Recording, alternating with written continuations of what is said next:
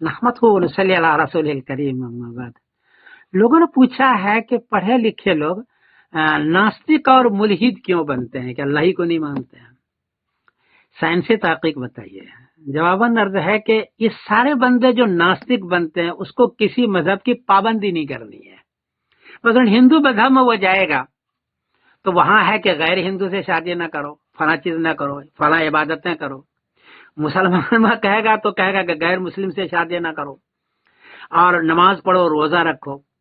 اب یہ کسی چیز کی پابندی نہیں کرنا چاہتا ہے، اس لیے وہ کہتا ہے کہ میں خدائی کے نہیں مانتا۔ خاص طور پر ایسے آدمی غیر مسلم عورتوں سے شادی کیے ہوئے ہوتا ہے یا اپنے مذہب کے خلاف عورتوں سے شادی کیے ہوئے ہوتا ہے، یہ خاص بنیاد ہے۔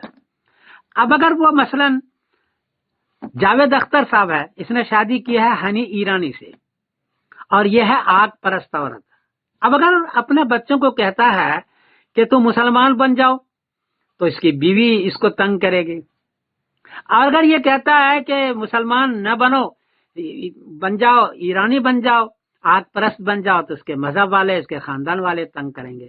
ان دونوں سے چھوٹنے کے لیے، سارے پابندیوں سے چھوٹنے کے لیے وہ کہتا ہے کہ میں خدائی کو نہیں مانتا ہوں، اور ایک لچا پچا دلیل دے دیتے ہیں کہ دیکھیے غزہ کے اندر اتنے لوگ تنگ ہوئے اور دعائیں کی اور کوئی مدد نہیں ہے اللہ کی جانب سے، اس کا مطلب ہے کہ اللہ ہے ہی نہیں، یہ دلیل دیتے ہیں۔ لیکن اصل بنیاد یہ ہے، جتنے بھی آپ دنیا میں سیلیبریٹی دیکھیں گے، بڑے بڑے لوگوں کو دیکھیں گے، اس نے شادی کی ہے غیر مسلم میں، ہندو میں، عیسائی میں شادی کی ہے، تو گھر میں مذہب کی بات وہ نہیں کرتا ہے، کیونکہ بچوں کو یہ کہے گا کہ تم مسلمان بنو تو اس کی عورت تنگ کرے گی، اور اگر بچوں کے کہتے ہیں کہ تم غیر مسلم بن جاؤ، ہندو بن جاؤ، عیسائی بن جاؤ، تو پچھلے والے خاندان والے وہ تنگ کریں گے۔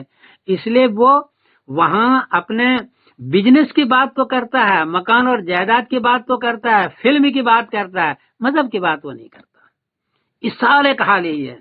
حضرت عمر رضی اللہ عنہ نے اسی لیے کہا تھا کہ یہود نصارہ سے شادی نہ کرو ورنہ تمہاری اولاد یہود نصارہ بن جائے گی۔ ہم تو ابھی دنیا میں دیکھتے ہیں کہ بڑے بڑے سیلیبریٹی جو بڑے بڑے لوگ ہوتے ہیں، غیر مسلم میں شادی کی تو خود وہ غیر مسلم کی طرح ہو گیا یا ناستک ہو گیا اور خدا کو نہیں مانتا ہے یا کسی مذہب کو نہیں مانتا ہے۔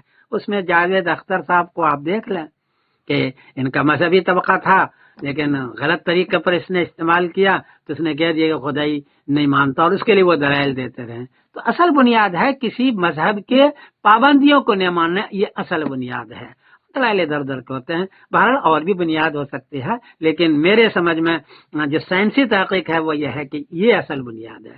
میں سمیر الدین قاسم بول رہا ہوں مانچسٹر انگلینڈ سے۔